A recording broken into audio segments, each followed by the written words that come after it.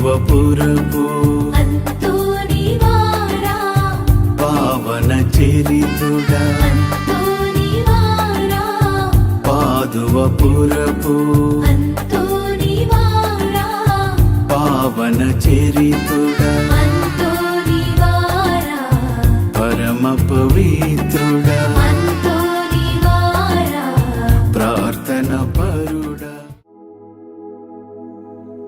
ప్రియమైన సహోదరి సహోదరులారా, జూన్ నెల 13 తారీఖు నాడు పునీత పాదువా అంతోని గారి పండుగ దినం. పోర్చుగల్ దేశంలో ఉన్నటువంటి లిస్బన్ అనే పట్టణంలో 1195 ఒక గొప్ప పరిశుద్ధమైనటువంటి కుటుంబములో జన్మించారు పునీత అంతోని గారు.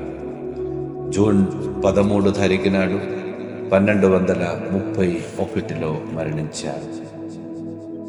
యావత్ కథోలిక శ్రీసభ ఈ యొక్క పునీతుని శ్రీసభకు ఇచ్చినందుకు దేవునికి స్తుతులు స్తోత్రాలు చెల్లిస్తూ పునీత అంతోని గారి మధ్యస్థ ప్రార్థన ద్వారా కావలసిన ఆశీర్వాదాలను పొందుకోవడానికి మనమంతరం ప్రయత్నం చేస్తాం. పునీత అంతోని గారు నడిచిన దారిలో నడవడానికి, వారి యొక్క ఆదర్శాన్ని స్వీకరించి జీవించడానికి మనం ప్రయత్నం చేస్తాం. అందరికీ ఈ యొక్క పండుగ శుభాకాంక్షలు.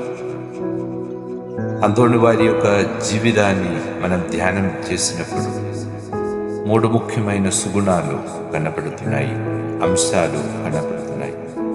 మొదటి, వారిలో ఉన్నటువంటి పరిశుద్ధాత్మ వరం ఉన్నటువంటి సువార్త ప్రచారం, దేవుని యొక్క వాక్కుని బోధించి అద్భుతమైనటువంటి శక్తి.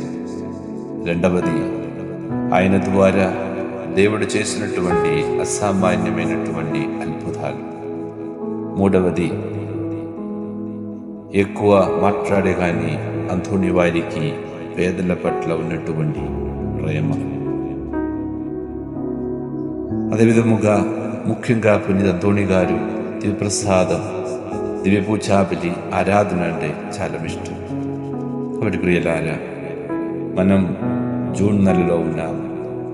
జూన్ నెల దివ్య ప్రసాద ఆరాధనానికి అంకితమైనటువంటి యేసు త్రిహృదయాన్ని అందించబడినది. మనమందరం కూడా అంతోని గారి యొక్క ఆదర్శం స్వీకరించి మనం జీవిస్తాం. మనం కూడా ఆ దివ్యప్రసాద భక్తిని పెంచుకోవడానికి ప్రయత్నం చేస్తాం. పునీత అంతోని యొక్క మధ్యస్థ ప్రార్థన ద్వారా మనమందరినీ దీవించమని మనం ప్రార్థిస్తాం. మన నాథుడైన యేసుక్రీస్తు కృప, తండ్రి అయిన దేవుని ప్రేమ, పవిత్రాత్మ సహవాసము మనమందరితో ఉండునుగాక, ఇప్పుడును ఎప్పుడును